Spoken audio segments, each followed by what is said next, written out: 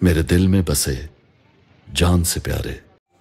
وَلَا تَقُولُوا لِمَن يُقْتَلُ فِي سَبِيلِ اللَّهِ أَمْوَاتٌ بَلْ أَحْيَاءٌ وَلَٰكِن لَّا تَشْعُرُونَ، اور جو لوگ اللہ کی راہ میں مارے جائیں انہیں مردہ نہ کہو، ایسے لوگ تو حقیقت میں زندہ ہیں مگر تمہیں ان کی زندگی کا شعور نہیں۔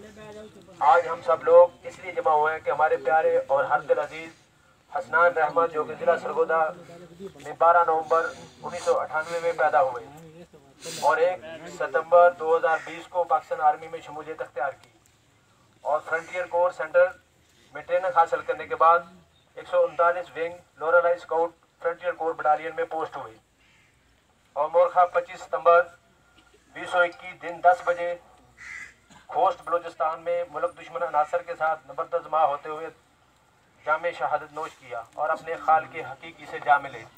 انا للہ و انا الیہ راجعون۔ حاضرین، ابھی آپ کے سامنے اس عظیم شہید کے جسد خاکی کو اعزازی سلامی دی جائے گی۔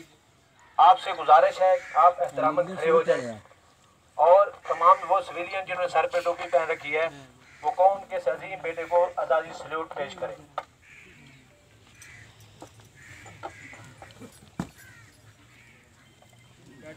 بیٹھو بھائی، بیٹھو سارے۔